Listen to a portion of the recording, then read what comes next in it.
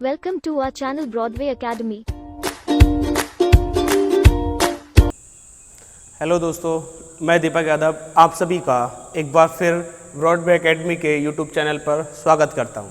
आइए भी हम अपने हिंदी के सेशन को शुरू करते हैं। जैसा कि हम जानते हैं कि हमें काफ़ी टाइम हो गया वर्णमाला पढ़ते पढ़ते, तो देखिए वर्णमाला अगर आपको ढंग से अगर पढ़नी है तो उसमें है भी कुछ इतना ही ज़्यादा। अगर मैं छोड़ छोड़ के पढ़ा देता तो आपको एक या दो वीडियो में कवर करा देता, लेकिन क्या है हम कोई भी चीज़ छोड़कर नहीं पढ़ाते, जिसमें जितना मटेरियल है उतना हम प्रोवाइड कराते हैं। तो बिना देरी के हम क्या है अब शुरू करते हैं अपना। और आज जो है अपना ये वर्णमाला निष्कर्ष रहने वाला है कि वर्णमाला में और क्या क्या चीज़ें होती हैं, किस प्रकार की चीज़ें आपने इसमें आती हैं, उन सब चीज़ों के बारे में जानेंगे आज। और ये अपना लास्ट वीडियो होगा वर्णमाला से संबंधित, ठीक है। इसके बाद जो हम पढ़ेंगे वो वर्ण संयोजन और वर्ण वियोजन पढ़ेंगे और उसके बाद में हिंदी शब्दकोश पढ़ेंगे। तो देखते हैं, चलो आज इसमें हमें क्या पढ़ना है। जैसे कि आप सभी ने पिछली वीडियो ज़रूर देख ली होगी। अगर अभी तक आपने पिछली वीडियो नहीं देखी है तो कृपया करके ज़रूर पिछली वीडियो आप देख लें, ठीक है। चलिए, तो मैं आपको बता दूं, इससे पिछली वीडियो में हमने जो पढ़ा था वो मानक और अमानक वर्ण हमने पढ़े थे, ठीक है। मानक और अमानक वर्ण हमने इसमें पढ़े थे, मानक और अमानक वर्ण हमने पढ़े थे, ठीक है। कि भैया कोई पहले जो लिपि थी अपनी, है ना, क्योंकि जो अपनी आधुनिक लिपि है, देवनागरी लिपि है, वो अपनी प्राचीन लिपियों से विकसित हुई है। और प्राचीन लिपि जिससे विकसित हुई है वो अपनी ब्राह्मी लिपि से तो विकसित होती हुई आई है, ठीक है। चलिए, तो उसमें क्या था कि भाई सुधार होते चले आए हैं, ठीक है ना, परिवर्तन भाषा का एक नियम है। तो जो कभी अमानक वर्ण रहा था उसके स्थान पे आज एक मानक वर्ण हमने लिखा है, वो हमने समझ चुके थे। तो एक उसमें रह गया था जो अपना अमानक है ये, और मानक अपना हो जाता है इससे, ये वाला से अपने इससे आ गया था ये वाला, है ना। तो आपने देखा होगा कहीं पर जैसे विश्व लिखते हैं, विश्व, तो एक विश्व तो हम इस तरीके से लिख देते हैं ना, विश्व ये लिख देते हैं। लेकिन क्या है, अगर ये ना लिख करके अगर हम देखें तो हम विश्व कुछ हमने ऐसा लिखा हुआ भी देखा हुआ है ना। तो ये जो है अपने इसके साथ लिखा हुआ है और ये अपना इसके साथ लिखा हुआ है, ठीक। तो मानक अमानक की कड़ी तो ये अपनी समाप्त हो गई, ये बात रह गई थी जो मैंने आपको बता दी, ठीक है। चलिए, इसके बाद जो आता है तो देखो, इन्हीं ना मानक अमानक को द्विरूप वर्ण भी बोल देते हैं कभी कभी। इन्हीं मानक और अमानक को हम द्विरूप वर्ण भी बोलते हैं, द्विरूप वर्ण इन्हीं मानक अमानक को बोलते हैं, क्योंकि जिन वर्णों के दो रूप होते हैं उन्हें मानक अमानक वर्ण हम नाम देते हैं, ठीक है। तो ये बात हमने क्लियर कर ली मानक अमानक की, ठीक है भाई। चलिए, इन्हीं को मानक अमानक को दो रूप कहते हैं, क्योंकि उनके दो रूप है ना, एक अपना मानक के रूप में आ गया और एक अपना अमानक के रूप में, दो रूप हो गए। तो इसीलिए हम इनको क्या कहते हैं, मानक अमानक बोल देते हैं, या द्विरूप वर्ण हम इसको बोल देते हैं। इसके आगे जो चीज़ें आती हैं वो अपना आता समरूप वर्ण। समरूप वर्ण ये निर्भर करता है ऑप्शन पे। समरूप वर्ण जो है वो किस पे निर्भर करेगा, वो ऑप्शन पे निर्भर करेगा। किस तरीके से, अब जैसे कि आप जानते हैं परिभाषा अगर आपको लिखनी है, सम मतलब समान, रूप मतलब रूप। जिन वर्णों के रूप लगभग समान होते हैं उन्हें समरूप वर्ण कहा जाता है। जैसे कि क्या हो सकता है भाई, अगर मान लो मैंने यहाँ पे लिख दिया ख लिखा है ना, अब ख में तुम्हें दो रूप नजर आ रहे होंगे, और वो दो रूप कौन कौन से हैं, एक तो ये रे और एक अपना ये व। तो ये रे और व के समरूप वर्ण माना जाएगा, ठीक है। तो जो ख है वो किसके रूप के समान है, वो रे और व के समान है, ठीक है। क्योंकि इसमें बस इतने तो अंतर, अगर ये हमने यहाँ पर जोड़ दिया तो ये ख बन जाता, अगर इसको हमने नहीं जोड़ा तो ये रे और व बन जाता, ठीक है, व, ठीक। ऐसी अगर हम बात करें, जैसे हमने मैं है, तो मैं किसके समान होगा भाई, तो मैं जो होगा वो अपने भय के समान होगा, है ना। ऐसी अगर बात करेंगे यह किसके समान होगा, तो यह की अगर हम बात करेंगे तो ये थ के समान होगा। ऐसे ही अगर हम बात करेंगे घ किसके समान होगा, तो घ अपना इस ध के समान होगा। तो मतलब जिनके रूप समान होते हैं उन्हें हम क्या नाम देते हैं, समरूप वर्ण देते हैं। इनके रूप लगभग थोड़े बहुत अंतर से ही हैं, तो इसलिए हम इन वर्णों को या इन जैसे और भी वर्णों को हम क्या नाम देते हैं, समरूप वर्ण नाम देते हैं। बोलो, यहाँ तक क्लियर हुआ। चलिए, ये समरूप वर्ण की कहानी आपको समझ आ गई होगी। आप वीडियो को लगातार देखते रहें और वीडियो को अंत तक ज़रूर देखें, क्योंकि आपकी समझ में तभी आएगा जब आप लास्ट तक उसको पढ़ेंगे या समझेंगे, ठीक है। और साथ साथ आप नोट्स बना सकते हैं, ठीक है। चलिए आगे हम इसमें पढ़ने वाले अनावश्यक वर्ण। क्या पढ़ने वाले हैं? अनावश्यक वर्ण।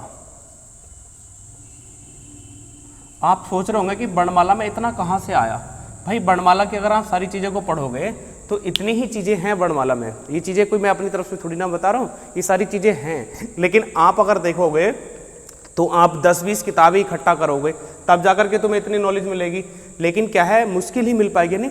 लेकिन क्या है, अगर मेरे से आप पढ़ रहे हैं तो मैं आपको 10-20 किताबों के बराबर नॉलेज आपको अकेला दे दूंगा, ठीक है। क्योंकि मैंने इस पर गहन अध्ययन किया है अपनी हिंदी पर और काफ़ी सारी चीज़ों को मैंने समझा है और अच्छे तरीके से फिर मैं आपको बता रहा हूँ, ठीक। तो हमारे पास अब जो है वो क्या पढ़ना, हमें अनावश्यक वर्ण पढ़ने।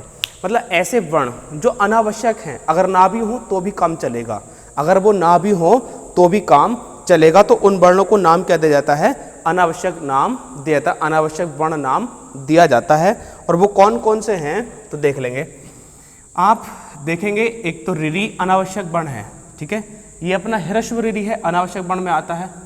और एक दीर्घ ऋरी है जो अनावश्यक वर्ण में आता है। ऐसी ही अगर आप चर्चा करेंगे ना लिरी की, क्योंकि अभी मैंने स्वरों की जो संख्या आपको बता दी थी वो तो क्लियर कर दी थी, ये भी अपना स्वरों में काउंट होता है। अभी हम जब संख्या का वर्गीकरण पढ़ेंगे ना तो वहाँ पे हम इसकी चर्चा करेंगे।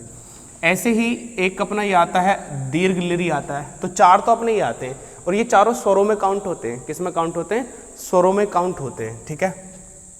ऐसे ही अगर आप देखेंगे तो एक ये वाला वर्ण है जो आपका अनावश्यक में आता है। ऐसी अगर आप समझेंगे तो एक ये वाला वर्ण है जो अनावश्यक आता है। ऐसे ही आप देखेंगे तो एक ये वाला वर्ण है जो अपना अनावश्यक वर्णों में आता है। तो क्वेश्चन आता है कितने स्वर अनावश्यक वर्णों में काउंट होते हैं? तो ये तो कहानी दर्शाते हैं किसकी बेटा? तो ये कहानी दर्शाते हैं अपने स्वरों के रूप में, ठीक है। और जबकि ये वाले जो अपने हैं ये अपने तीनों क्या हैं? ये व्यंजन। तो अपने पास 3 ऐसे व्यंजन हैं जो अनावश्यक हैं और 4 ऐसे स्वर हैं जो अनावश्यक स्वरों में गिने जाते हैं। अब ये अनावश्यक क्यों हो गए? क्योंकि आप जानते हैं क्योंकि इन वर्णों का उच्चारण कोई शुद्धता के साथ नहीं कर पाता है ना। अब इसका मैंने जैसे आपको बताया था कि इसका उच्चारण किसके समान होता है? री के समान होता है ना। और उच्चारण के आधार पर ये हमने स्वर भी नहीं माना था, उच्चारण के आधार पर हम री को स्वर भी नहीं मानते, ठीक। एक एक बात को सुनते रहना है ना। तो अब इसका भी उच्चारण कोई सही नहीं कर पाता, ना इसका उच्चारण ना इसका उच्चारण है। 3 जैसे स होते हैं तो ये अपना मूर्धन्य वाला स होता, तो इसका उच्चारण भी कोई शुद्ध नहीं कर पाता, ठीक। तो क्या है, इन अपने 4, 3, 7 वर्णों को हम क्या मानते हैं? अनावश्यक वर्णों में हम इनको काउंट करते हैं। बोलो, यहाँ तक की बात समझ में आ गई आपको? अनावश्यक वर्ण क्यों है? क्योंकि इनका उच्चारण कोई शुद्धता के साथ नहीं कर पाता है, इसलिए इनको क्या माना जाता है? अनावश्यक वर्ण माना जाता है, ठीक। तो अनावश्यक वर्ण की कहानी अपनी क्या हो गई? वही खत्म हो गई है ना। इससे पहले हमने अयोगवा के बारे में भी पढ़ लिया था, है ना। सब कुछ चीज़ें अपनी आज जो है ना समाप्ति की तरफ ही चल रहे हैं, ठीक है। समाप्ति की तरफ ही हम इसमें अब चल रहे हैं। अब इसमें देखो 2-3 सुझाव हैं जो आपको समझने हैं। 2-3 सुझाव हैं, जैसे कि एक सुझाव तो दिया था गोरख प्रसाद ने। 2-3 सुझाव है ना। एक तो दिया था गोरख प्रसाद ने। गोरख प्रसाद ने क्या सुझाव दिया? गोरख प्रसाद ने दिया कि भी जो स्वर हैं और उनकी जो मात्रा हम लगाते हैं वो व्यंजनों के साथ न लगा करके व्यंजनों के दाईं तरफ लगाएं। कौन सी तरफ लगाएं? दाईं तरफ लगाएं। ये सुझाव किसने दिया था? तो ये गोरख प्रसाद ने सुझाव दिया था। किस तरीके से लगाएं? जैसे कि अगर हम इनके सुझाव को न मानते हुए अगर कोई शब्द लिखते हैं, जैसे कि मैं यहाँ पर लिखूंगा, मैंने यहाँ पर कुल लिखा, तो कुल इस तरीके लिखा जाएगा ना। लेकिन गोरख प्रसाद ने सुझाव दिया कि हम जो व्यंजनों पर जो स्वरों की जो मात्रा लगाते हैं, तो स्वरों की मात्रा व्यंजनों के साथ ना लगा करके दाहिनी तरफ लगाएं। दाहिनी तरफ मतलब कैसे लगाएं भाई? तो इनका कहने का मतलब ये था कि अगर हमें लिखें तो इस तरीके से लिखें। कैसे लिखें? ऐसे लिखें। तो ये जो सुझाव दिया था वो किसने दिया था भैया? वो गोरख प्रसाद ने सुझाव दिया था। बोलो, आपकी बात समझ में आ गई है ना।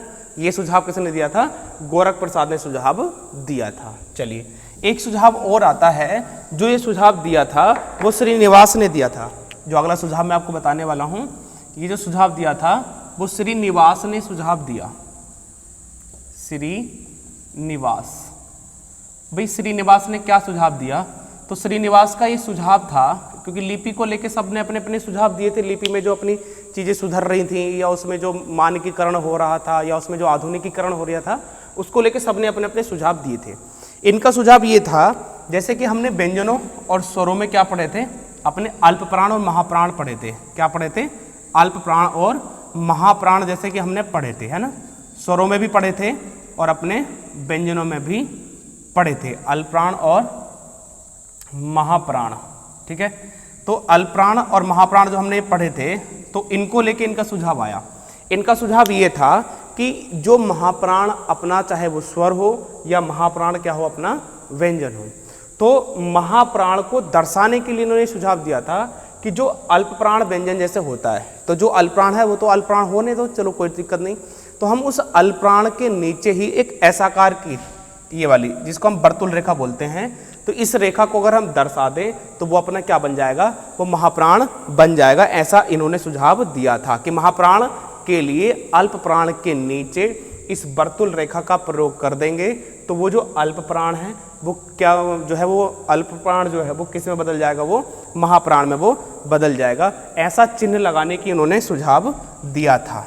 अल्प प्राण के नीचे, अल्प प्राण के नीचे इस वर्तुल आकार की अगर हम चिन्ह का प्रयोग कर दें तो वो किस में परिवर्तित हो जाएगा, वो महाप्राण में परिवर्तित हो जाएगा। और ये सुझाव किसने दिया था हमें? ये सुझाव दिया था श्रीनिवास ने। ठीक है, आशा करता हूँ यहाँ तक आपको बात बिल्कुल क्लियर हुई होगी। बिल्कुल ही यूनिक चीज़ें हैं, डिफरेंट चीज़ें हैं। आप अगर कोशिश करके अगर इनको ढूंढ पाओ तो मुश्किल होगा, लेकिन आपको यहाँ से मिल रही हैं तो ये समझो कि आपको बहुत ही बेस्ट चीज़ें आपको यहाँ से मिल रही हैं। ठीक है, चलिए अब जो अपना आने वाला जो मेन टॉपिक आने वाला, तो अब हम करते हैं वर्णों की संख्या का वर्गीकरण। आप देखते हैं कभी कभी हमसे पूछ लेता है कितने अल्प प्राण वर्ण होते हैं, वर्ण पूछेगा केवल टोटल मिला के, कितने महाप्राण वर्ण होते हैं, कितने अघोष वर्ण होते हैं, कितने सघोष वर्ण होते हैं। तो हम वर्णों की संख्या का वर्गीकरण आप करने वाले हैं। ठीक है, अब देखो वर्णों की संख्या का वर्गीकरण करेंगे तो हमें काफ़ी स्पेस की ज़रूरत है, तो इसको मैं हटा देता हूँ। ठीक है, आप हेडिंग डाल लीजिएगा कि वर्णों की संख्या का वर्गीकरण। हेडिंग डालेंगे वर्णों की संख्या का वर्गीकरण। जैसा कि आप जानते हैं मैंने आपको स्वरों की संख्या का वर्गीकरण अलग करके बताया है ना। ऐसे ही मैंने आपको व्यंजनों की संख्या का वर्गीकरण अलग करके बताया है। अब आज हम पढ़ेंगे वर्णों की संख्या का वर्गीकरण, मतलब आज उन दोनों को जोड़ के हम पढ़ने वाले हैं। आज ना तो हम यहाँ पर बात स्वर की करेंगे, ना हम बात यहाँ पर व्यंजन की करेंगे, बल्कि उन दोनों की ही बात करेंगे, दोनों को जोड़कर बात करेंगे, क्योंकि वर्ण दो प्रकार के होते हैं, एक स्वर और दूसरा व्यंजन। तो आज हम दोनों की बात करने वाले हैं। ठीक है, अब देखिए समझिए इसको बड़े ध्यान से, क्योंकि इसमें क्या है, अलग अलग लोगों ने अलग अलग बातें बताई हैं। किशोरीदास ने अलग संख्या बताई, कामता प्रसाद गुरु ने अलग संख्या बताई, है ना, धीरेन्द्र कुमार वर्मा ने अलग संख्या बताई। तो उन सब चीज़ों को हम आज यहाँ पर पढ़ने वाले हैं। पहले तो मैं आपको बता देता हूँ इसका वर्गीकरण कितने आधारों पर किया गया। तो देखो यहाँ पर जो वर्णों की संख्या का जो वर्गीकरण किया गया वो दो आधारों पर किया गया। कितने आधारों पर किया गया? दो आधारों पर किया गया। वो दो आधार कौन से थे? तो एक तो था मानकता का आधार। कौन सा था? मानकता। तो मानकता के आधार पर हमने वर्णों की संख्या का वर्गीकरण करा। और एक था आधुनिकता। कौन सा था? आधुनिकता। आधुनिकता, तो एक था अपना आधुनिकता। ठीक है, तो इन सब बातों पे हम देखते हैं। अब आप जैसे कि सभी जानते हैं कि वर्णों की संख्या का जो वर्गीकरण होता है वो दो आधारों पे होता है, एक मानकता और एक आधुनिकता। लेकिन मानकता में भी दो प्रकार थे, मानकता में भी दो प्रकार थे और आधुनिकता में भी दो प्रकार थे। कौन से दो प्रकार थे? तो जैसे कि आप जानते हैं, एक उच्चारण के आधार पर और एक लेखन के आधार पर। एक उच्चारण के आधार पर और एक लेखन के आधार पर हम चर्चा करेंगे। इसमें दो प्रकार होते हैं। उच्चारण के आधार पर संख्या हमेशा कम मिलेगी और लेखन के आधार पर संख्या अधिक मिलेगी, क्योंकि उच्चारण के आधार पर जिन दो वर्णों का उच्चारण समान हो जाता है तो उन दोनों वर्णों को एक ही वर्ण मान लिया जाता है। एग्जाम्पल रिरी का है, एग्जाम्पल रिरी का है ना। जैसे कि हमने रिरी और री, रिरी और री, जो से ये हमने लिखा था ना, उच्चारण के आधार पर हमने इस रिरी को स्वर नहीं माना था। क्यों नहीं माना था? क्योंकि इसका उच्चारण किसके बराबर हुआ था? इस री के बराबर हुआ था, इसलिए हमने उसको क्या नहीं माना था? स्वर नहीं माना था उच्चारण के आधार पर। और उच्चारण के आधार पर जो स्वरों की संख्या बनकर के आई थी वो कितनी थी? 10। कितनी थी वो? 10 थी, है ना। चलिए तो हम पहले इसमें देखते हैं कि इसमें देखते हैं पहले, तो पहले आता है उच्चारण के बेस पे। किसमें आता है? उच्चारण के बेस में। अब उच्चारण के बेस में आप जानते हैं कि भैया जो भी अपने वर्ण होंगे उनको दो भागों में बांटेंगे, स्वर और व्यंजन में। तो मानकता में आधार पर अगर आप देखेंगे उच्चारण के आधार पर, तो इनकी संख्या आपको मिलेगी 45। कितनी मिलेगी? 45। 45 में से अगर आप देखेंगे तो 10 तो होंगे आपके पास स्वर। 45 में से 10 क्या होंगे? स्वर होंगे। और इन 10 स्वरों के बाद ये जो 35 संख्या बचेगी तो ये किसकी होगी? व्यंजनों की। तो हम कह सकते हैं मानकता में उच्चारण के आधार पर व्यंजनों की जो संख्या है वो 35 है, और मानकता के आधार पर, मानकता में उच्चारण के आधार पर जो अपने स्वरों की संख्या है वो कितनी है? 10। ये 35 आप जानते हैं किस तरीके से बना है। जैसे कि आप सब लोग जानते हैं कि ये 33 से बना है। किससे बना है? 33 और प्लस इसमें ये जो 2 हैं, तो ये 2 हम जानते कौन से? ये उच्छिप्त वाले हैं। ये 2 कौन से वाले हैं? तो ये 2 आपके उच्छिप्त वाले हैं। एक तो जैसे कि आप जानते ये हैं और एक जानते हैं आप ये हैं। इनको उच्छिप्त नाम दे देते हैं या इनको द्विगुण नाम दे देते हैं। तो 35 में से 33 अभी हम बढ़ेंगे कौन से हैं, और 2 जो हैं वो मैंने आपको बता दिए उच्छिप्त या द्विगुण वाले हैं। ये कहानी आपकी खत्म हो गई। इन्हें अगर आप जानते हैं तो इनका वर्गीकरण मैंने व्यंजनों में किया था कि इनमें से आप जानेंगे तो बेटा 25 तो होंगे कौन से? स्पर्शी या वर्गीय व्यंजन होंगे, और 25 के बाद में जो 4 होंगे वो अंतस्थ व्यंजन होंगे, और जो उसके बाद में जो 4 होंगे वो कौन से होंगे? वो ऊष्म या संघर्षी व्यंजन होंगे। तो 25, 4, 29 और 4, 33। तो कभी भी अगर आ जाए परंपरागत व्यंजनों की संख्या कितनी होती है तो वो 33 होती है। इस 33 में कौन कौन मिले होते हैं? तो 25 तो मिले होते हैं इसमें कौन? अपने स्पर्शी या वर्गीय व्यंजन जो अपने कै से लेकर मै तक होते हैं, और 4 मिले होते हैं अपने अंतस्थ व्यंजन जो ये, रे, ले, वे होते हैं, और 4 मिले होते हैं इसमें अपने ऊष्म या संघर्षी व्यंजन जो से, से, है होते हैं। ठीक। और 2 ये अपने उच्छिप्त होते हैं या जिनको हम द्विगुण व्यंजन बोल देते हैं जो 35 में इंक्लूड होते हैं। तो 10 और 35, 45। बोलो उच्चारण के आधार पर बात समझ में आ गई? ठीक है, आ गई ना? तो मैं इसको अब साफ कर देता हूँ, है ना? उच्चारण के आधार पर मैं इसको साफ कर देता हूँ। ठीक, चलिए। तो उच्चारण के आधार पर व्यंजनों की संख्या 45 होगी, जो आपको पता चल गई है ना। दूसरा इसी में आएगा, तो दूसरा इसमें आएगा बेटा लेखन के आधार पर। किस में आएगा? लेखन के आधार पर। तो लेखन के आधार पर जो इनकी संख्या होती है तो वो 52 होती है। कितनी होती है? 52। ठीक है, तो लेखन के आधार पर मानकता में जो संख्या होती है वो 52 होती है। और 52 में जो अपने यहाँ पर ये टूटे होते हैं वो स्वर और व्यंजन में टूटे होते हैं, स्वर और व्यंजन में टूटे होते हैं। तो इसमें 13 तो होते हैं क्या? लेखन में 13 तो आप पढ़े हैं ना पिछली स्वर वाली वीडियो, तो 13 तो होते हैं लेखन के आधार पर अपने स्वर। और 13 के बाद में जो बचेंगे, है ना, 13 के बाद में जो बचेंगे 39, तो 39 अपने इसमें क्या होते हैं? व्यंजन होते हैं। 39 अपने क्या होते हैं? व्यंजन होते हैं। सॉरी, तो 39 क्या होते हैं? 39 अपने यहाँ पर व्यंजन होते हैं। 39 और यहाँ पर अगर हम जोड़ रहे होंगे तो अपने बन रहा होगा 52। लेकिन ये 39 जो होते हैं इनमें कौन कौन से किस तरीके से मिले होते हैं इसको समझ लेते हैं।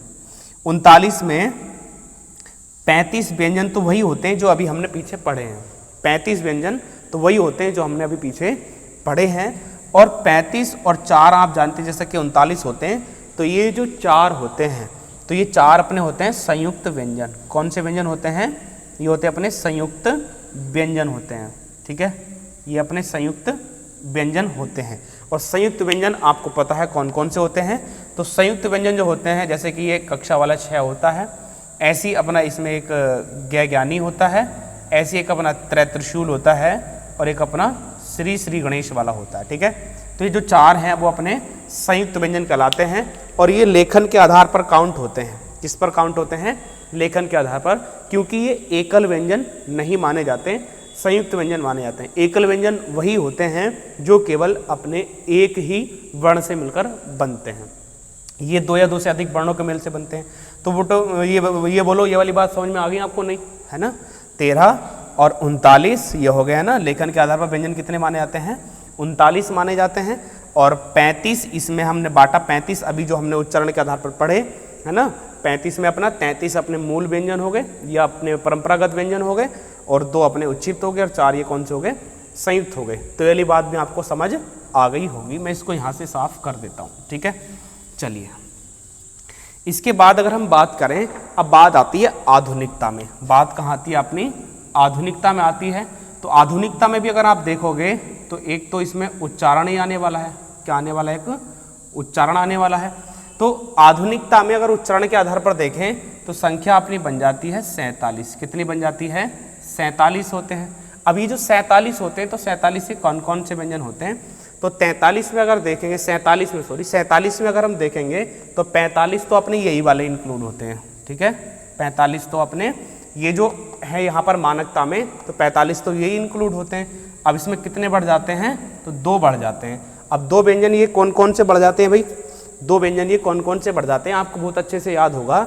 जो अपने आगत व्यंजन हैं, कौन से व्यंजन हैं, आगत व्यंजन है, जिनको गृहीत व्यंजन भी बोलते हैं। तो ये 2 व्यंजन वही वाले अपने यहाँ पर आकर के बढ़ जाते हैं, ठीक है, जो अरबी फारसी भाषा से अपने आकर के इसमें प्रयुक्त होने लगे हैं, ठीक। अब ये और ये, जैसे कि मैंने आपको पहले पढ़ाया था कि इनके उच्चारण में अंतर है। अगर हम इस वाले जय को देखेंगे तो ये बोलेगा केवल जय, और ये बोलेगा आपका जय, ये बोलेगा जय, और ये का बोलेगा जय, बोलेगा जय, ठीक है। तो इसीलिए क्या है, उच्चारण के आधार पर ये वाले अपने 2 आगत है ना, ये वाले 2 अपने आगत व्यंजन यहाँ पर क्या हो जाते हैं, ये बढ़ जाते हैं, ठीक है। ये आगत व्यंजन अपने यहाँ पर बढ़ जाते हैं, याद रखना आप इस बात को, है ना, बहुत ही काम की चीज़ है, ठीक है। इतना डीप आपको कोई नहीं बताने वाला। तो उच्चारण के आधार पर ये कहानी आपकी बिल्कुल अच्छी लगी होगी ना। अभी इसमें एक चीज़ और बच गई, मैं इसको हटा देता हूँ अब, है ना, इसको हटा देता हूँ। अगर आप देखेंगे तो अब इसमें जो संख्या आने वाली लेखन के आधार पर, कौन सी आने वाली है, लेखन के आधार पर। तो अगर हम लेखन के आधार पर अगर यहाँ से हम देखें तो भाई यहाँ पर तो लेखन के आधार पर कितने थे, 52 थे, लेकिन यहाँ पर लेखन के आधार पर आने वाले 55। आप ये चीज़ें बिल्कुल भी आपको लगेगा कि ये कहाँ से बता दिया, 55 तो हमने आज से जो है पहले भी कभी नहीं सुना, और आज ही कहाँ से हमने सुन लिया। तो लेखन के आधार पर जो होते हैं वो 55 वर्ण होते हैं। इसमें हम उन सभी वर्णों को काउंट करते हैं जो लेखन और मुद्रण में हैं, जो लेखन और मुद्रण में हैं। मान लीजिए कुछ चीज़ें अपने पास ऐसी हैं जो मुद्रण में तो हैं वो, लेकिन लेखन में नहीं हैं। तो ये 55 कौन कौन से होते हैं, देखो बेटा 55 को अगर हम देखें तो ये भी लेखन है, ये भी लेखन। तो लेखन वाले 52 तो अपने यही वाले होंगे, 52 तो अपने यही वाले होंगे, 52 तो बिल्कुल यही होंगे कॉपी, ठीक है। और 52 में आप जानते हैं रि भी काउंट हो गया, क्योंकि हमने 52 में स्वर माने थे कितने, 13, और 13 में रि भी काउंट होता है, और अपने दोनों अयोग वहा वर्ण भी काउंट होते हैं। दिमाग खोल के बैठने की जरूरत है अब आपको। और अगर बाद में देखें यहाँ पर बचे कितने, 3। कौन से बचे ये, 3। ये कौन से बच गए, तो ये वही वाले बच गए स्वरों में जो उनसे हमने कौन से लिए थे, जो अनावश्यक वर्ण अभी हम पढ़ के आए थे। अनावश्यक वर्णों में एक आता है जैसे रि, जो अपना ह्रस्व रि होता, तो उसको तो हमने यहाँ पर काउंट कर लिया था।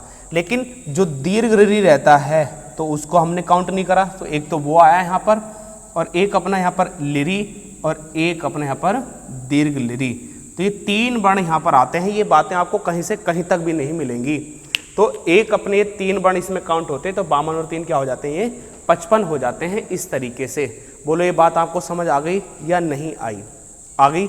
चलिए, तो यहाँ तक की बात अगर आपको अच्छे से समझ में आ गई है, इस संख्या को आप जो है जितनी हो सके जितनी ज़्यादा से ज़्यादा आप इसको देखें, क्योंकि ये चीज़ें बहुत ही काम की चीज़ें आपको किसी भी किताब में इस तरीके से नहीं मिलने वाली हैं, और ना आपको कोई मेरे अलावा इसको पढ़ा सके, ठीक है। ये ओपन चैलेंज है। तो बताइए जल्दी से, यहाँ तक की बातें क्लियर हैं, ठीक। चलिए अब देखेंगे भी कुछ जो है, जो भाषा वैज्ञानी हुए थे, जो भाषा विद्वान हुए थे, उन्होंने क्या काम करा भाई, अपने मत दिए, और उन्होंने अपने मतों के अनुसार अलग अलग संख्या को डिफाइन किया। किसी ने कुछ संख्या बताई, किसी ने कुछ संख्या बताई। जैसे कि मैं बात कर लेता हूँ किशोरीदास वाजपेयी की। सबसे पहले किशोरीदास वाजपेयी की मैं बात कर लेता हूँ। किशोरीदास वाजपेयी, तो किशोरीदास वाजपेयी ने क्या माना कि भाई किशोरीदास वाजपेयी के अनुसार अगर हम वर्णों की संख्या को अगर देखेंगे तो उन्होंने जो वर्णों की संख्या मानी थी किशोरीदास वाजपेयी ने, तो किशोरीदास वाजपेयी ने वर्णों की संख्या मानी 43। क्या मानी भाई, 43 मानी। ये नाम अगर देगा कि किशोरीदास वाजपेयी के अनुसार वर्णों की संख्या कितनी होती है, तो आप 43 बताएंगे। बाकी आपकी जो संख्या मैंने ओपन करके दी है वही आप आंसर में टिक कर रहे होंगे।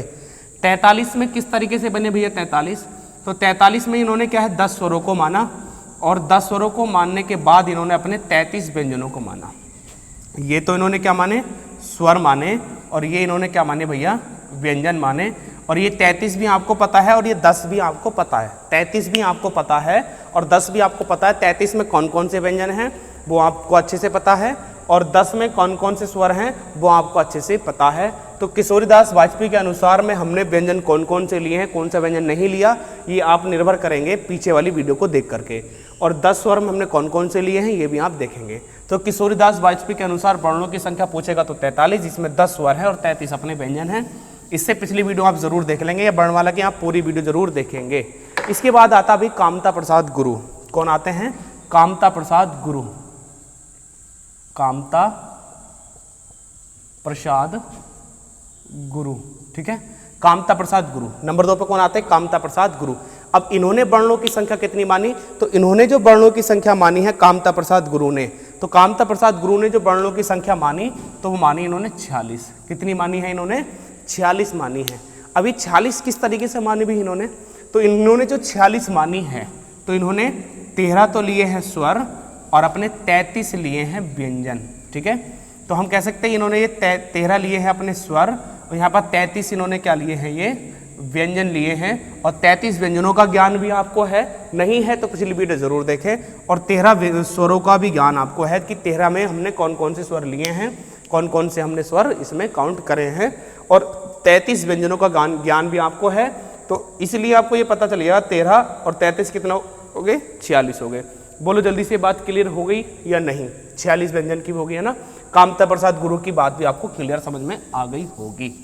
उसके बाद अगर हम बात करें भैया कामता प्रसाद गुरु के बाद अगर देखेंगे तो उदय नारायण तिवारी। किसकी बात करेंगे? उदय नारायण तिवारी की हम बात इसमें करने वाले हैं। तो उदय नारायण तिवारी ने क्या करा भाई? उदय नारायण तिवारी, उदय नारायण तिवारी, तो उदय नारायण तिवारी के अनुसार देखें भी वर्णों की संख्या कितनी है? तो इन्होंने जो वर्णों की संख्या मानी है वो 41 मानी है। और 41 इन्होंने कैसे माने? तो 41 में इन्होंने 11 तो माने हैं स्वर और 40 माने हैं, सॉरी 41 नहीं 51, इन्होंने संख्या 51 मानी है। 51 में अपने ये तो इन्होंने लिए हैं 11 स्वर लिए हैं, और व्यंजन कितने लिए इन्होंने? 40 माने हैं। व्यंजन कितने माने इन्होंने? 40। इसको आप इसी तरीके से देख लेंगे क्योंकि अपवादित चीज़ें हैं, इनके नाम के अनुसार अगर आएगा तो आपको सही करना है 51 ही। अगर नाम से नहीं देगा तो आपको जो मैंने इससे पहले बताया है वही आपको देखना है, ठीक है। चलिए उदय नारायण तिवारी के अनुसार हमने पढ़ लिया।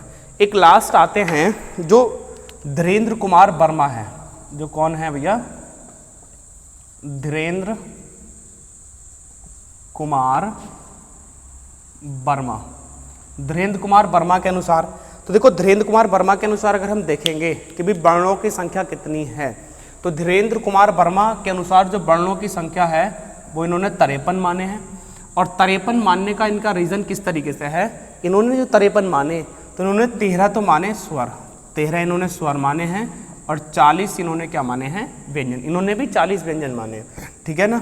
लेकिन उन्होंने जो स्वरों की संख्या यहाँ पर देखी है तो स्वरों की संख्या 13 है, और जो व्यंजनों की संख्या इन्होंने देखी है तो व्यंजनों की संख्या कितनी बताई इन्होंने? 40 बताई। तो ये जो संख्या आपको मैंने जो 4 लास्ट में नाम बताए हैं, कामता प्रसाद गुरु का, किशोरदास वाजपेयी का, उदय नारायण तिवारी का और धीरेन्द्र कुमार वर्मा का, इनका नाम आता है तो हम इन्हीं संख्या को बताएंगे। बाकी हम इसमें और कोई सी दूसरी संख्या को हम इसमें बताने वाले नहीं हैं। तो यहाँ तक अपना ये क्लियर होता है। उम्मीद करता हूँ कि आपको ये चीज़ ज़रूर समझ में आई होंगी क्योंकि बिल्कुल ही डिफरेंट चीज़ें हैं। अब हम देखते हैं अघोष और सघोष, अल्पप्राण और महाप्राण वर्णों की संख्या, स्वरों की संख्या, और इस तरीके से हम कैसे निकालेंगे। तो पहले हम कर लेते हैं घोषत्व के आधार पर वर्णों की संख्या। बिल्कुल यूनिक चीज़ें हैं, अगर आपको कहीं से मिल भी जाए ना तो बता देना ज़रा मुझे, ठीक है ना। कॉल करके बता सकते हैं। आप नंबर लिख लेंगे 85349844 35। किसी को कोई भी दिक्कत आती है तो आप यहाँ नंबर पर कॉल कर सकते हैं या आप इस पर व्हाट्सअप कर सकते हैं, ठीक है। मैं आपको ज़रूर जवाब दूंगा और आपको ज़रूर संतुष्ट करूंगा, ठीक है। तो ये मेरा नंबर है 85 34 98 44 35, ठीक है। आप बने रहिए हमारे साथ और देखते रहिए ब्रॉडवे एकेडमी ठाकुर द्वारा। तो हम देखते भी अब क्या है, घोषत्व के आधार पर वर्णों की संख्या हमें देखनी है, ठीक है। तो वर्णों का नाम आ गया ना, जहाँ पर भी वर्णों का नाम, तो सीधा सा मतलब है कि स्वर और व्यंजन दोनों उसमें इंक्लूड होंगे। तो मैं अगर देखूंगा कि घोषत्व के आधार पर, जैसे हम सभी जानते हैं 2 प्रकार के वर्ण होते हैं। वर्ण कितने प्रकार के होते हैं? 2 प्रकार के होते हैं, है ना। तो घोषत्व के आधार पर जो वर्ण होते हैं वो 2 प्रकार के होते हैं, ठीक है। एक कौन से होते हैं? एक अपने अघोष वर्ण होते हैं। कौन से वर्ण होते हैं? अघोष वर्ण होते हैं। और एक कौन से वर्ण होते हैं? तो एक अपने सघोष वर्ण होते हैं। क्वेश्चन यहाँ से मैं आपको ये नहीं बताने वाला कि कितने अघोष होते हैं, है ना, ये बताऊंगा मैं आज जो मैं आपको बताऊंगा वो ये बताने वाला हूँ कि कितने अघोष होते हैं, कितने सघोष होते हैं। मैं ये नहीं बताऊंगा आपको आज कि कौन सा अघोष होता है, कौन सा सघोष होता है, क्योंकि ये मैं पहले ही पढ़ा चुका हूँ। अगर आपने नहीं पढ़ा है तो ज़रूर आप पीछे जा कर के देख सकते हैं, ठीक है, इससे पिछली वीडियो में। तो अघोष वर्ण कितने हैं और सघोष वर्ण कितने हैं, हमें ये देखना है ना, ये देखना आज अघोष वर्ण कितने हैं और सघोष वर्ण कितने हैं। तो जब भी बात करेंगे हम किसकी बेटा? वर्ण की बात करेंगे। तो वर्ण में अपने स्वर भी जुड़ेंगे और वर्ण में अपने कौन से व्यंजन भी जुड़ेंगे। अच्छा ये बताइए, क्या कोई भी स्वर जो है वो अघोष है? तो यहाँ पर स्वरों की संख्या क्या हो जाएगी? 0, ठीक है। तो वर्णों में हम देखेंगे यहाँ पे जैसे स्वर और प्लस व्यंजन करके हम इसमें देखेंगे। क्या कोई भी स्वर अघोष है? भी कोई स्वर ऐसा है जो अघोष है? तो कोई भी स्वर अघोष नहीं है, कोई भी स्वर अघोष नहीं है। लेकिन व्यंजन की अगर हम बात करेंगे तो हमने जैसे कि व्यंजन कहाँ से पढ़ने शुरू करें? स्पर्शी से पढ़ने शुरू करें। तो स्पर्शी, क्योंकि व्यंजनों में अगर हम देखें, व्यंजनों में हमने पढ़ने शुरू करें तो व्यंजनों में हमने स्पर्शी पढ़े। अब स्पर्शी कितने होते हैं? 25। लेकिन उन 25 में से अघोष केवल कितने होते हैं? तो अघोष केवल कितने होते हैं? 12 होते हैं। अघोष केवल कितने होते हैं? 12 होते हैं, ठीक है। यहाँ तक की बात आपको समझ में आई। तो 12, क्योंकि इसका कोड क्या होता है आपका, सॉरी 12 नहीं होते, ये तो 12 का कोड होता है। यहाँ पर आते हैं वो 10 आते हैं। कितना आते हैं? 10, क्योंकि इसका कोड होता है 12 और प्रत्येक वर्ण जो है अपना वर्ग में मिलेंगे वो 2 और वर्ग कितने होते हैं? 5। तो व्यंजन अपने 10 तो ये वाले आ गए, है ना। अघोष की बात अभी हम कर रहे हैं। किसकी बात कर रहे हैं अभी हम? अघोष की हम बात कर रहे हैं। उसके बाद में हमने पढ़े थे अंतस्थ व्यंजन। अंतस्थ व्यंजन मतलब यर लेवे, क्या उनमें से कोई अघोष था? तो उनमें से कोई भी अपना अघोष व्यंजन नहीं था, तो वहाँ भी संख्या क्या होगी? 0। उसके बाद हमने पढ़े थे अल्प प्राण और महाप्राण, जैसे पढ़े थे ना हमने मतलब अल्प प्राण महाप्राण की बात बाद में करेंगे। हमने उसके बाद पढ़ा था ऊष्मीय संघर्षी, और ऊष्मीय संघर्षी में से अपने 3 ऐसे थे जो अघोष थे और एक क्या था? अपना सघोष था। उसके बाद कोई भी कहानी अपने पास नहीं थी। अगर संख्या को जोड़ रहे होंगे तो क्या बन रही होगी? 13, क्योंकि स्वर तो 0 हो गए और अपने 10 अपने कौन से हो गए? तो 10 ये अपने कहाँ से निकले? अपने ये स्पर्शी निकले हैं। ये कौन से निकले हैं? ये स्पर्शी निकले हैं। और ये अपने अंतस्थ कोई भी अघोष नहीं है। और ऊष्म संघर्षी की बात करेंगे तो 3 अपने ऊष्म संघर्षी ऐसे हैं जो अघोष हैं। तो इसलिए 10 और 3 13 ये अपनी संख्या बनेगी अघोष की। तो हम ये कह सकते हैं कि अघोष वर्ण कितने हैं? तो अघोष वर्ण की अगर हम बात करेंगे तो अघोष वर्ण जो है अपने पास, तो वो कितने हैं? तो 13 अघोष वर्ण अपने पास हैं कुल, टोटल जो कुल हैं। उसमें से बात करेंगे अभी जो व्यंजन कितने हैं, स्वर कितने? तो देखो यहाँ पर स्वर तो 0 है। स्वर क्या है? 0 है। कोई भी स्वर अपना क्या नहीं है? अघोष नहीं है। तो हम ये कह सकते हैं कि जितने भी ये जो अघोष वर्ण हैं, जितने भी ये अघोष वर्ण हैं, जो 13 वाले जो वर्ण हैं, वो सारे क्या हैं? अपने व्यंजन हैं। सारे क्या हैं? ये व्यंजन है। बहुत ही दिमाग खोल के पढ़ने की जरूरत है ये चीज़ें। पूरी किताब छान लेना, पूरा यूट्यूब देख लेना अगर कहीं आपको इस तरीके से मिल जाए तो अघोष की बात ये हो गई। चलिए अब हम बात करते हैं सघोष की। बात किसकी करते हैं? सघोष की। तो सघोष में अपने कितने वर्ण आएंगे? तो हम इसको भी इसी तरीके से देखेंगे, स्वर और प्लस क्या देख रहे होंगे यहाँ पर? अपने व्यंजन। कितने स्वर अघोष होते? तो भाई सभी स्वर क्या होते हैं?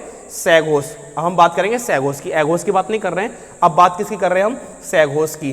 तो कितने स्वर सघोष होते हैं? तो आपने पढ़ा है कि सभी स्वर या कुल स्वर, सभी स्वर क्या होते हैं? सघोष होते हैं। तो 13 संख्या तो आ गई वो, ठीक है। उसके बाद में अगर हम व्यंजनों को देखेंगे, स्पर्शी व्यंजनों में देखेंगे, और स्पर्शी व्यंजनों में जो सैघोष का कोड होता है वो 345 होता है। इसका मतलब एक वर्ग में कितने मिलेंगे, 3 मिलेंगे, और वर्ग कितने हैं, 5। तो ये 15 अपने हो गए इसमें स्पर्शी। 15 कौन से हो गए अपने स्पर्शी व्यंजन अपने सैघोष है। शुरू से लास्ट तक अगर आप देखते हुए आ रहे होंगे तो आपको समझ में आ रहा होगा, वरना आपके कुछ भी समझ में नहीं आने वाला। 100% गारंटी से कहता हूँ, किसी की समझ में नहीं आएगा अगर आपने पिछली वीडियो नहीं देखी है तो। ठीक है, तो 15 अपने ये स्पर्शी सैघोष हो गए। उसके बाद हमने पढ़ा अंतस्थ व्यंजन में येर लेवे जैसे हमने पढ़े, तो वो चारों के चारों क्या होते हैं, अपने सैघोष होते हैं। उसके बाद हमने पढ़े ऊष्मीय संघर्षी व्यंजन। ऊष्मीय संघर्षी व्यंजन में केवल एक होता है जो अपना क्या होता है, सैघोष, और वो कौन सा होता है, कौन सा होता है। आप अब इसको जोड़ लो, कितने हो गए भैया, तो आप जोड़ रहे होंगे तो 5 और ये कितना हो गया आपका 20, और 20 आप इसमें जोड़ रहे होंगे तो 30 और 3 कितना हो गया आपका 33। कितना हो गया ये 33। तो आप कह सकते हैं कि जो सैघोष वर्ण है, जो सैघोष वर्णों की जो संख्या है, तो सैघोष वर्णों की संख्या कितनी है, 33 है। सैघोष वर्णों की संख्या कितनी है आपके पास, 33 है। ठीक है, सैघोष वर्णों की संख्या कितनी है आपके पास, 33 है। और 33 में से आप देखेंगे तो 13 तो हो गए स्वर, और ये अपने 20 क्या हो गए, व्यंजन हो गए। अब ये जो 15 है वो स्पर्शी है, ये जो 4 हैं वो अंतस्थ हैं, और एक इसमें कौन है, ये ऊष्मीय संघर्षी है, ये ऊष्मीय या संघर्षी है। बोलो यहाँ तक की बात समझ में आ गई आपको, नहीं? ठीक है, चलिए।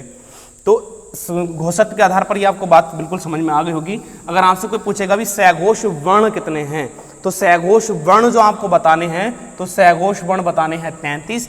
अघोष वर्ण आपसे अगर कोई पूछेगा तो अघोष वर्ण आपको बताने हैं 13। और ये जो 13 है वो सारे व्यंजन हैं, लेकिन ये जो है तो ये 13 अपने इसमें स्वर हैं और 20 अपने इसमें क्या है, ये व्यंजन हैं। तो कितने व्यंजन सैघोष हैं, कितने व्यंजन सैघोष हैं, तो 20 व्यंजन सैघोष है, 20 व्यंजन सैघोष है। कितने स्वर सैघोष हैं, तो 13 स्वर सैघोष हैं। कितने स्वर अघोष हैं, तो कोई भी स्वर अघोष नहीं है। कितने व्यंजन अघोष हैं, तो 13 व्यंजन अघोष हैं, और 13 व्यंजन यहाँ पर और 20 व्यंजन यहाँ पर, 20 और 13 होते हैं 33। इसलिए परंपरागत या मूल व्यंजनों की जो संख्या मानी जाती है वो 33 मानी जाती है। आपको यहाँ पर रटाई नहीं जाएंगी, एक एक चीज का आपको बताया जाएगा प्रूफ। तो घोषक के आधार पर हमने इनकी संख्या देख ली। इसके बाद हम देखते हैं प्राणत्व के आधार पर। किसमें देखते हैं, प्राणत्व के आधार पर। ठीक है, प्राणत्व के आधार पर भी अपने 2 प्रकार के वर्ण होते हैं। एक तो होता है आपके अल्प प्राण वर्ण, कौन से होते हैं, अल्प प्राण, और एक कौन से होते हैं, महाप्राण वर्ण होने वाले। तो अब हमें अब यहाँ ये पता लगाना है कितने अल्प प्राण वर्ण होते हैं और कितने महाप्राण वर्ण होते हैं। कितने अल्प प्राण वर्ण होते हैं और कितने महाप्राण वर्ण होते हैं, ये हमें पता लगाना है। तो जैसा कि आप सभी जानते हैं कि इसकी अगर कहानी अगर देखेंगे तो इसमें जो आपको ये जो वर्ण मिलेंगे, तो ये भी तो वर्ण आपको वही मिलेंगे कि स्वर प्लस व्यंजन। हमें ये पता लगाना है कि कितने स्वर अल्प प्राण हैं और कितने व्यंजन अल्प प्राण, ही हमें पता लगाना है। ठीक है, अगर आप देखेंगे तो स्वरों में अल्प प्राण जो है वो केवल एक ही स्वर अपना अल्प प्राण है, सॉरी महाप्राण है एक तो, है ना। अगर अल्प प्राण की अगर बात आप स्वरों में करेंगे तो कुल स्वर कितने हैं, 13। लेकिन अल्प प्राण जो स्वर हैं वो केवल कितने हैं, 12 हैं अल्प प्राण। क्योंकि अगर हम विसर्ग को छोड़ दें, जो अपना अयोग्य वर्ण में जो विसर्ग आता है उसे अगर हम छोड़ दें, क्योंकि वो अपना महाप्राण में काउंट होगा, तो बाकी बचे जो 12 हैं वो सभी क्या है, अपने अल्प प्राण हैं। तो कितने स्वर अल्प प्राण हैं, तो 12 स्वर अल्प प्राण हैं। उसके बाद में आती कितने व्यंजन अल्प प्राण हैं, तो कितने व्यंजन को मैं एक एक करके आपको बताने वाला हूं। अल्प प्राण का कोड जैसे कि आप सभी जानते हैं 135 होता है। सभी जानते हैं क्या होता है कोड इसका, 135 होता है। अब ये जो 135 होता है तो इसका मतलब ये हुआ कि प्रत्येक वर्ग में 3 आएंगे, वर्ग आपके 5 हैं, तो 15 तो आगे अपने स्पर्शी। तो 15 स्पर्शी ऐसे हैं जो अल्प प्राण है। ठीक है, उसके बाद में आता है अंतस्थ। कितने अंतस्थ ऐसे हैं जो अल्प प्राण हैं, बेटा चारों ही अपने अंतस्थ है जो अल्प प्राण हैं। तो अब उसके बाद में बताओ महाप्राण, अंत उसमें से, उसमें संघर्षी में से कोई आता है क्या, उसमें संघर्षी में से कोई भी अल्प प्राण नहीं है। तो इनकी संख्या देखो जरा कितनी हो गई, इनकी संख्या आप देख रहे होंगे तो बताओ जल्दी से कितनी होगी। 15 और 4 कितने हो गए, 29। 29 और 10 कितने हो गए, 29 और 10 39। 39 और 2 कितने हो गए, 41। तो ये कितने हो गए अपने 41। तो 41 वर्ण अपने पास ऐसे हैं, 41 वर्ण अपने पास ऐसे हैं जो अल्प प्राण हैं। ठीक है, और उनमें अपने स्वर कितने हैं 12, ठीक है।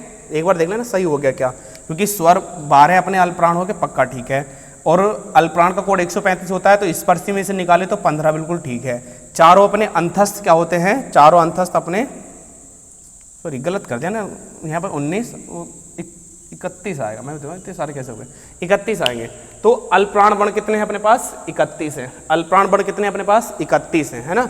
15 4 29, सॉरी 15 4 19, बार बार वही हो रही, 15 4 19, 19 और 10 29, 29 और 2 31। तो 31 वर्ण अपने पास ऐसे हैं, 31 वर्ण अपने पास ऐसे हैं जो अल्पप्राण हैं, और इनमें से स्वर कितने हैं 12, तो व्यंजन कितने हैं 19, व्यंजन कितने हैं 19। तो 19 व्यंजन हमारे पास ऐसे हैं जो अल्पप्राण हैं, और 12 स्वर ऐसे हैं जो अपने पास अल्पप्राण है, ठीक है। तो ये अल्पप्राण की बात आपको समझ में आ गई होगी, और उसी की समझ में आएगी जिसने पिछली वीडियो सारी की सारी देख रखी होंगी, ठीक है। तो ये अल्पप्राण की। महाप्राण की बात करते भी, महाप्राण वर्ण कितने अपने पास है, तो महाप्राण वर्ण की अगर हम बात करेंगे तो वर्ण को अगर हम देख रहे होंगे तो स्वर और प्लस व्यंजन, स्वर और प्लस व्यंजन है। तो स्वर और प्लस व्यंजन, तो महाप्राण में जो है कौन सा स्वर होता है, अभी एक ही स्वर काउंट होता है, और कौन सा, वो विसर्ग वाला, मैंने आपको बता दी, स्वर का खेल खत्म। उसके बाद आते हैं व्यंजन। व्यंजन में महाप्राण का कोड कितना होता है, 24 होता है। तो स्पर्शी में से अगर हम निकालेंगे तो स्पर्शी तो निकल के आएंगे इसमें से 10, स्पर्शी कितने निकल के आएंगे इसमें से 10।